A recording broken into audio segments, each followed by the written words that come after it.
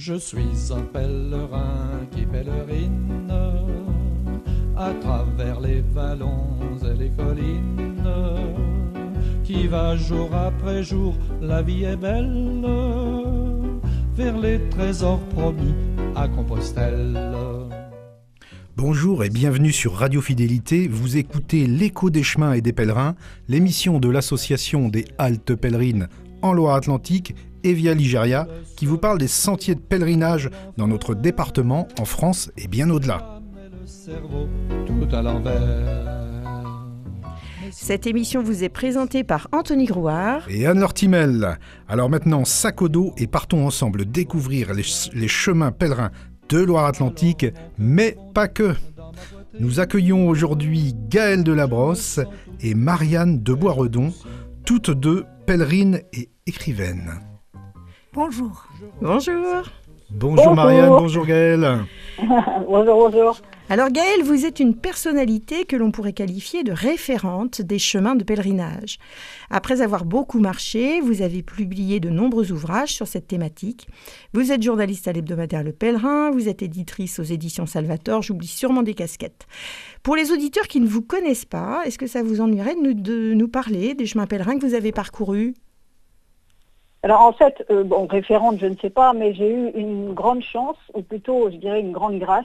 C'est sûrement l'une des grandes grâces de ma vie. C'est que depuis mon adolescence, j'ai eu beaucoup d'occasions de cheminer vers de nombreux sanctuaires de pèlerinage. Alors j'ai commencé, bien sûr, étant bretonne, par des sanctuaires bretons, l'abbaye de la Pointe-Saint-Mathieu, Rumingol, le Folgouette, Landévennec, bien sûr Sainte-Anne-d'Auray. Et j'ai effectué le Trobriez, le Tour de Bretagne à pied. Donc tout ça, ce sont des pèlerinages à domicile. Et puis ensuite, j'ai effectué des pèlerinages vers les grands sanctuaires de France. Par exemple vers Vézelay, vers le Mont-Saint-Michel, vers la Sainte-Baume, vers Lourdes. J'ai effectivement fait le pèlerinage de Chartres aussi plusieurs fois. Et puis j'ai marché sur les traces de Saint-Martin-de-Tours.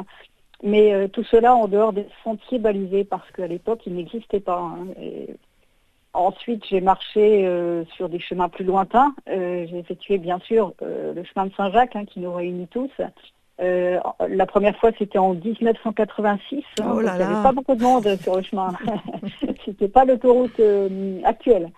J'ai marché vers Fatima, vers Assise, vers Rome, vers Częstochowa en Pologne. Et pour fêter ces 40 ans de pèlerinage, eh bien, j'ai publié un livre qui s'appelle Éloge du pèlerinage chez Salvator en 2021 et j'ai expliqué la manière dont j'ai fait ces pèlerinages, qui étaient de manières très différentes, parfois des pèlerinages classiques avec des bannières, parfois en solitaire, parfois accompagnés d'un groupe, voilà.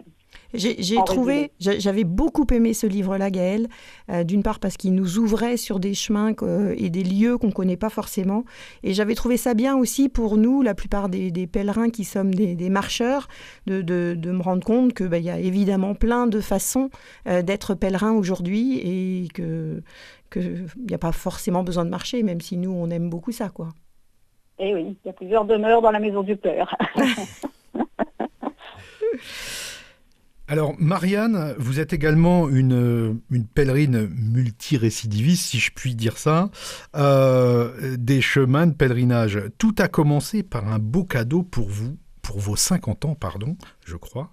Racontez-nous, Marianne. Tout à fait. Juste avant d'avoir 50 ans, mon mari me dit très spontanément « Qu'est-ce que tu voudrais comme cadeau d'anniversaire ?»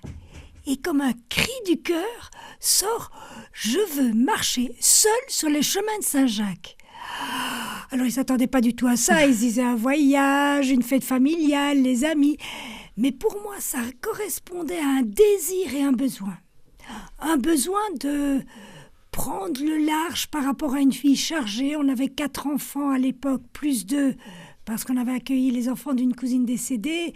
J'avais pas mal d'engagement et j'avais vraiment besoin de faire le vide. Et puis un désir, c'est le désir de me retrouver dans la nature, recevoir la beauté et marcher, donner à mon corps ce que j'avais pas assez l'occasion de lui donner dans la vie courante, c'est-à-dire jour après jour marcher sans réfléchir.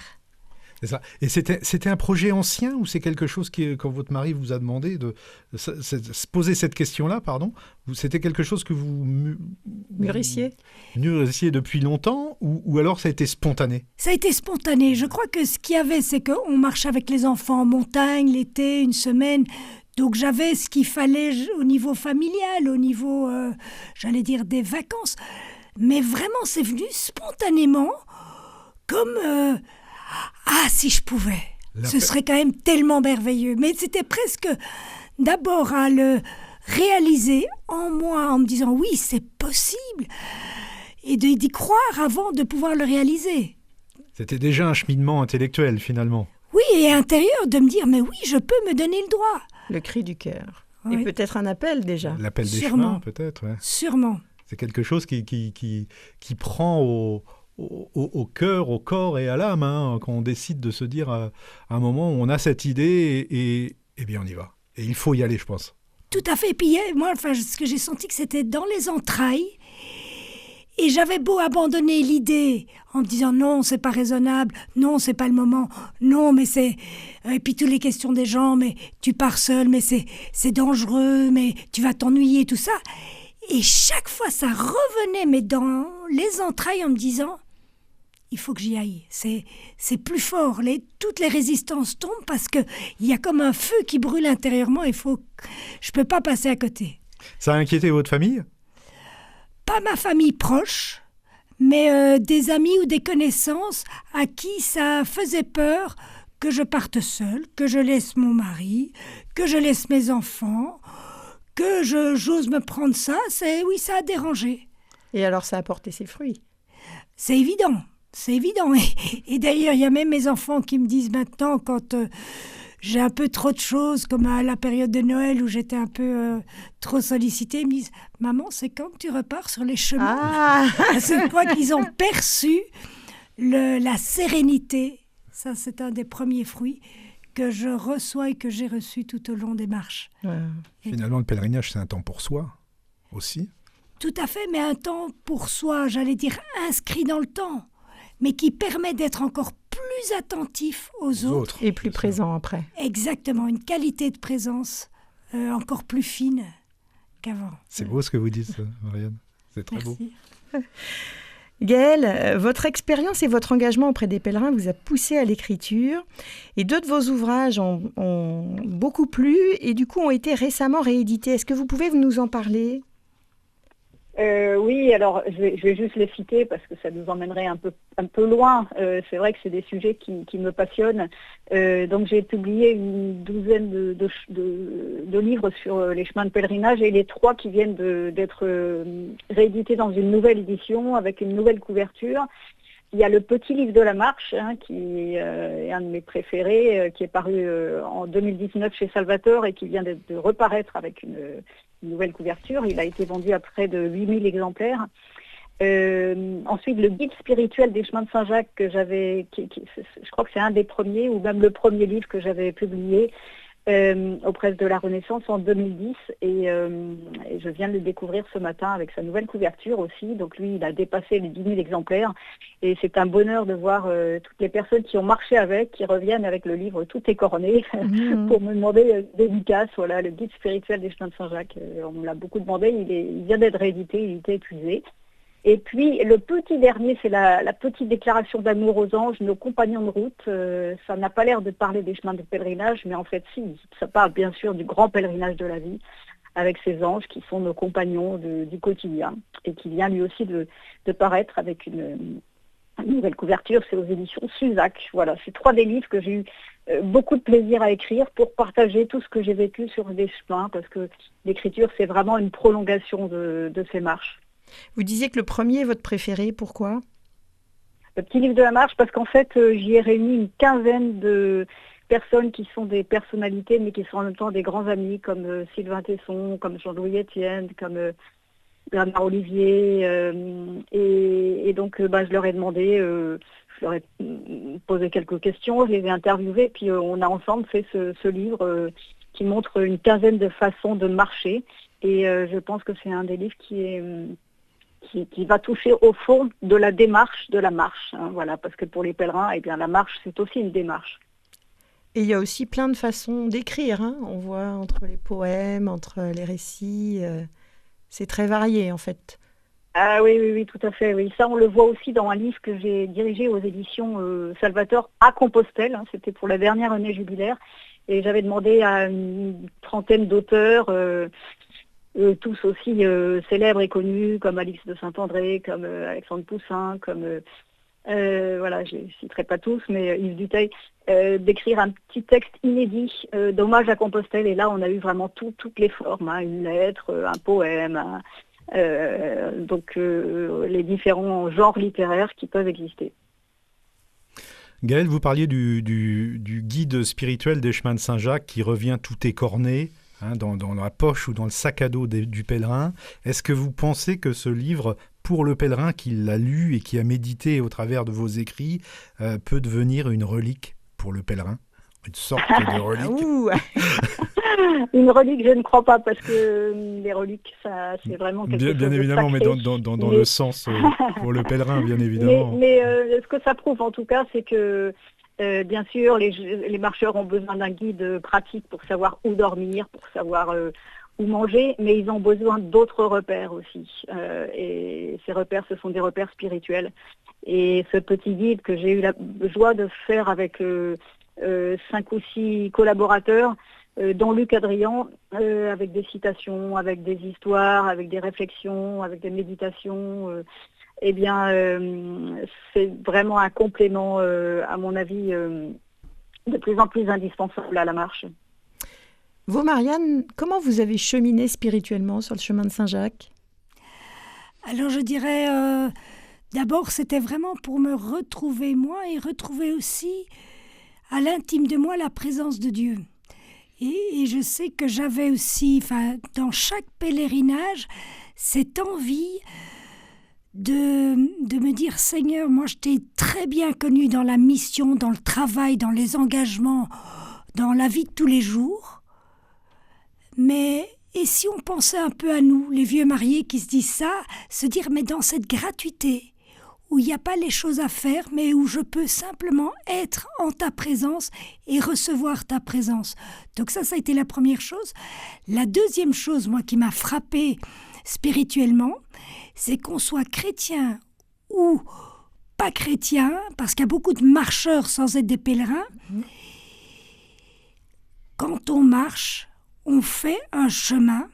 Et quand j'entends cette phrase de Jésus qui dit « Je suis le chemin », la vérité et la vie, marcher fait faire un chemin intérieur qui mène à une vérité en soi et pour une vie en abondance. Je suis venue pour que vous ayez la vie et la vie en abondance. Et j'ai vu cette transformation dans les personnes et ça m'a émerveillée parce que je me suis dit, même à leur insu, Jésus, tu es là, comme tu étais à côté des disciples d'Emmaüs. Et certains t'ont peut-être pas reconnu, mais en tout cas, par le chemin qu'ils ont fait intérieurement pour trouver leur vérité du moment, eh bien, ils reçoivent une vie en abondance et moi, je te reconnais. Moi, dis donc. Magnifique. Bravo, Marianne. Alors, chers auditeurs, restez avec... Gaël ? Oui, je dis à Marianne, on a envie de vous suivre. C'est ça. D'ailleurs, on s'en va tout de suite après l'émission, on prend nos sacs et on y va. Ouais. Alors, chers auditeurs, restez avec nous, on part faire une petite pause musicale avec Louis Armstrong, What a Wonderful World. I see trees of green and roses too. I see them blue for me and you. And I think to myself, what a wonderful world.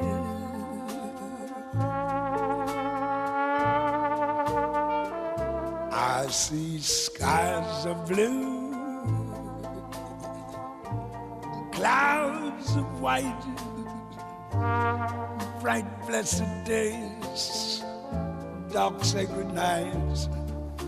And I think to myself, what a wonderful world.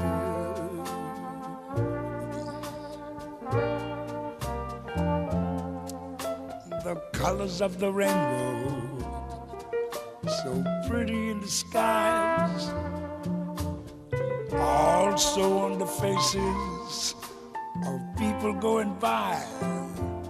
I see friends shaking hands, saying, how do you do? They're really saying, I love you. I hear babies crying. I watch them grow. They'll learn much more than I'll ever know. And I think to myself,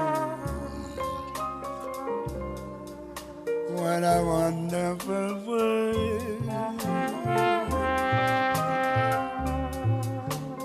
Yes, I think to myself,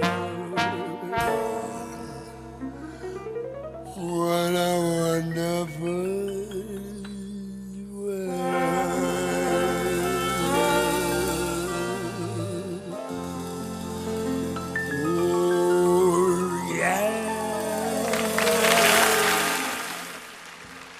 Vous écoutez l'écho des chemins et des pèlerins sur Radio Fidélité.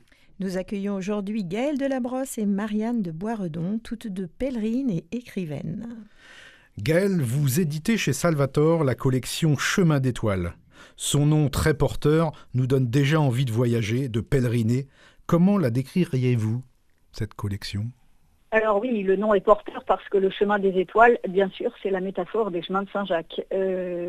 Cette collection, je l'ai créée en 2020 aux éditions Salvatore et elle vient tout juste de fêter ses 5 ans. Et donc le livre de Marianne de Boisredon, qui est parmi nous, Marcher pour renaître, Compostelle, Shikoku, Assise, est le 15e paru dans cette collection. Et puis le vôtre, Anthony Yanor, de Nantes à Rome par la Via Ligéria et la Via Francigena, était le 12e de cette collection. Et puis il y a un 3e nantais, c'est frère Jacques Jouette, le ménestrel de Saint-François, qui est paru aussi juste après vous. Et voilà, il y a beaucoup de nantais, décidément, dans cette collection. Alors pour la définir, juste 3 composantes. Tout d'abord, une itinérance, c'est-à-dire un voyage, un déplacement physique, par exemple un pèlerinage, mais pas uniquement. Ensuite, un cheminement, c'est-à-dire qu'à travers ce déplacement, à travers les péripéties de son voyage, l'auteur évoque son cheminement spirituel, c'est-à-dire ses questions, ses doutes et ses réflexions. Donc, ces livres vont bien au-delà du carnet de route.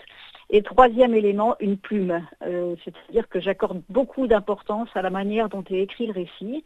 Et parfois, quand c'est un premier récit, un premier livre pour l'auteur, eh bien, on l'accompagne. C'est tout le métier de l'éditeur que je fais avec notamment avec les jeunes auteurs qui se présentent à nous avec un manuscrit. Et donc, vous pouvez avoir un aperçu sur ces 15 titres sur Internet. Vous allez sur le site de Salvatore, www.édition au pluriel, salvatore, sans e.com, dans l'onglet collection Chemin d'étoiles. Et ben voilà, on sait tout. Alors Marianne de Boisredon, vous venez de publier dans cette collection le livre, je reprends le titre pour que les auditeurs le retiennent bien, Marcher pour renaître, Compostelle, Shikoku, Assise. Et ce récit de voyage relate vos pérégrinations vers Saint-Jacques, Assise, mais également Shikoku au Japon. Alors pourquoi et comment une femme chrétienne se met-elle en chemin sur un itinéraire de pèlerinage bouddhiste ? Alors j'ai presque envie d'abord de recommencer. Pourquoi 3 pèlerinages ? C'est quand même, et en 3 ans. Et je dirais c'est parce que j'étais en train de changer de saison de vie. Et je me disais, si je veux avoir de la nouveauté dans ma vie, j'ai besoin de faire de l'espace en moi. Et donc ces pèlerinages ont correspondu à me vider de ce que j'avais vécu positivement, pour faire de la place à du neuf, je dirais, à vin nouveau, outre neuve. Donc recréer un espace en moi pour accueillir de la nouveauté dans ma vie autour de 60 ans, que j'avais compris en soi, SOIS, sans SANS, temps TMPS. Change ton rapport au temps. Tu n'as plus 20 ans, écoute ton corps et surtout entre dans cette nouvelle saison qui a ses charmes aussi. Et l'autre 60 ans, soit SOI, ça s'entend, S''ENTEND, ce que tu deviens, tu ne vas pas le recevoir de l'extérieur, c'est à l'intérieur de toi que tu as à l'accueillir. Donc prends le temps d'accueillir ce que tu deviens à cette étape-ci de ta vie. Et donc, Shikoku, donc j'ai commencé par Compostelle, et Compostelle a cette image de composter sa vie, c'est-à-dire de relire les événements pour en faire de la terre fertile, de l'engrais pour la saison suivante. Donc je trouve que ça, c'était Compostelle, et puis je pensais à Assise, et j'ai été surprise moi-même par Shikoku, parce que c'était pendant la période de l'Avent. À 3 reprises, j'ai entendu parler de Shikoku. Un premier podcast d'une fille qui l'avait vécu, donc je me dis tiens, c'est possible de le vivre seul. Ensuite, je l'ai entendu des personnes que j'avais rencontrées en chemin de Saint-Jacques à Compostelle. Il était suisse mais d'origine espagnole. Il me dit je pars à Shikoku. Je dis mais ça c'est incroyable. Et il me donne le lien de son itinéraire. Et puis je me souviens qu'un couple d'amis, Anne-Sophie et Stanislas de Kersis, l'avaient fait. En tout cas, ils avaient marché au Japon. Alors je les appelle et me dit oui, c'est bien Shikoku. Et donc j'ai eu comme un déplacement intérieur en me disant je vais en terre étrangère, un peu à la manière de Charles de Foucault qui va comme au milieu des musulmans, mais c'est vraiment sa sève chrétienne qui cherche à vivre. Et je me disais, en y allant et en le vivant sur place, j'espère que la manière dont je suis, puisqu'il y a quand même le barrage de la langue, va permettre de faire ressentir aux Japonais, aux bouddhistes, que ma spécificité chrétienne. Et moi, ce qui me rejoignait chez les bouddhistes, c'est leur volonté de paix. Et leur recherche de la paix, c'est partir d'eux-mêmes, trouver la paix en eux, trouver la paix autour d'eux et ainsi la propager. Et je me suis dit, dans un monde qui quand même se fracture, qui se divise, où il y a des tensions entre les cultures et entre l'Occident, l'Orient, les spiritualités, c'est important de créer des ponts et de faire, j'allais dire, ce déplacement pour qu'on soit plus proche dans ce qui nous unit de fond. C'est vrai. Et moi, j'ai bien aimé quand vous dites dans le livre que ce chemin de Shikoku, ça a approfondi en fait votre foi chrétienne. Tout à fait, dans le sens où, quelque part, en allant, et je pense, j'avais un peu cette image quand j'avais 16 ans, on faisait encore de la photo noir et blanc et on trempait dans des bacs différents la feuille où il y avait l'impression, et je me dis c'est vraiment ça. C'est-à-dire que quand on va dans un autre bain, apparaissent des choses que finalement elles n'apparaissent pas dans la vie courante parce qu'on est tellement habitué qu'on ne les ressent plus de la même façon. Et c'est vrai que moi, en côtoyant le bouddhisme, les bouddhistes, sans entrer dans des conversations profondes à cause de la langue, encore une fois, mais j'ai ressenti la triple joie d'être chrétienne, d'avoir un Dieu de relation, Père, Fils et Esprit Saint, et que le Dieu auquel on croit, il est d'abord relation. La deuxième chose, c'est un Dieu d'incarnation, donc il fait route avec nous, donc on n'est pas seul. Et la troisième, c'est l'Esprit Saint qui continue d'être avec nous au jour le jour. Les pèlerinages ne se déroulent pas toujours comme prévu. On le découvre en lisant votre livre. Parfois, des contraintes extérieures vous conduisent à des expériences inattendues. Alors, chère Marianne, qu'est-ce que vous nous dites là-dessus ? Les imprévus de la vie. Les imprévus de la vie. Donc, j'étais partie pour le 3e pèlerinage, assez confiante finalement. J'en avais déjà fait un de plus de 1000 km, un deuxième de 1300 au Japon. Donc, je me disais, je suis confiante en partant à Assise. Et donc, je vais le faire en une fois. Et voilà qu'au 16e jour, la bête chute. Dans une pente, je glisse sur un caillou, je tombe et avec le poids de mon sac, je tombe sur le pied droit. Et je l'ai su après. Sur le moment même, je disais c'est une petite entorse. Mais c'était une double entorse et double fracture du tibia. Et donc, bien sûr, je suis rentrée à la maison, on a fait le diagnostic et donc j'étais allongée pendant plusieurs semaines. Et je me suis dit, j'ai 2 choix possibles. Soit je reprends ma vie comme avant, soit je continue de cheminer, parce que finalement c'est ça que je cherchais dans le pèlerinage et la marche, c'est prendre un temps d'intériorité, c'est écouter à l'intérieur moi ce qui se passait. En plus j'avais reçu d'amis des intentions, porté des intentions dans ma prière, donc je me disais, je les ai ces intentions, donc je veux continuer ce cheminement intérieur. Et j'ai fait le pèlerinage autrement, pèlerinage immobile, c'est-à-dire continuer de recevoir au jour le jour une nourriture intérieure, faire grandir mon intériorité, alors que finalement, je ne marchais pas, je ne bougeais pas et j'étais confinée dans mon salon, la jambe en l'air. Comme quoi, de temps en temps, ça va au-delà de ce qu'on aurait pensé. Vous terminez le livre par le chemin d'Assise, donc première partie avant de vous casser le tibia, deuxième partie vous y retournez. Qu'est-ce qui vous a le plus marqué sur ce chemin ? Alors le chemin d'Assise, pour moi, c'était presque un sommet, dans le sens où le chemin d'Assise, d'abord c'était le plus long, 1500 km, c'était celui qui était réputé quand même le plus dur, même si Shikoku avait ses difficultés aussi. Et moi, je crois que ce qui m'attirait, c'est la proximité de Saint-François.